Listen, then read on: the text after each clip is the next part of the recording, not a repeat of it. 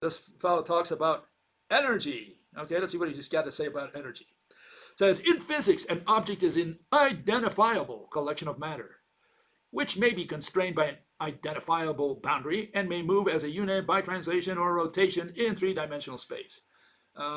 He copied that from the Wikipedia. I guess all he can do is, copy and paste. He never questioned whether these definitions have any validity, any rationality behind him. He says, "Oh, it's tradition. That's what my teacher told me. Authority. Everybody voted for a democracy, so they used democracy, tradition, uh, and authority to justify their definitions only." And then he says, light is an energy. I like that. Light is an energy. Okay, I never heard anyone talk like that. In physics, by definition, energies are objects. Let's see if he's got that right. He says, object is an identifiable collection of what? Matter.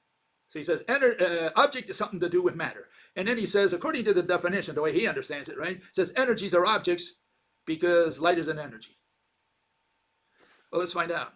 Let's look up the definitions to find out if this guy's even in the ballpark or he even knows how to read or understands what he reads. Okay, here it is, Wikipedia. Object, a collection of matter. So he got that one right, at least he copied it right. Yeah, it's a collection of matter. Okay, let's see. Physics, the natural science that studies matter and the related entities of energy and force. So apparently physics thinks that matter and energy are two different things.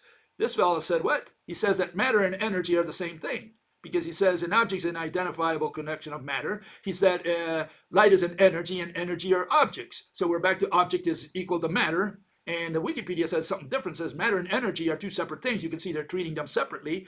So let's look at the word matter, see what it says. Matter, any substance that has mass and takes up space.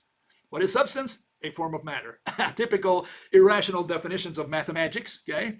And what is energy? The quantitative property.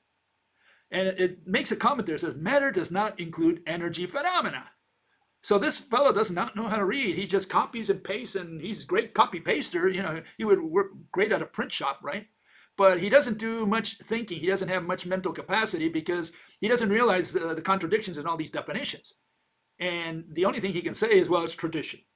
And that's what they taught me at the monastery, the priest, the authority. And that's what everybody voted for, democracy. Yeah, you can see the contradiction, but it doesn't stop there. You can see the University of Kansas there says, matter is the stuff that everything is made of. Energy is a property that matter has. Okay, so energy is not matter, like he says.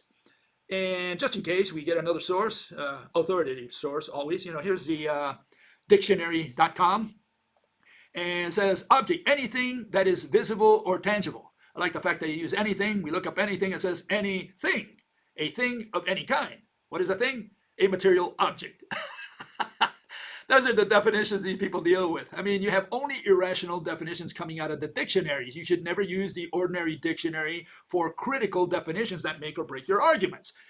Those are the ones you're going to have to analyze and challenge before you make yourself, a fool in public. Okay, so what is matter according to dictionary.com? It says the substance or substances, right, of which any physical object consists of or is composed. You look up substance, that of which a thing consists, physical matter or material. So they define matter as substance and substance matter. Great, we got it. And what's energy? The capacity, the property of a system. So energy is not matter.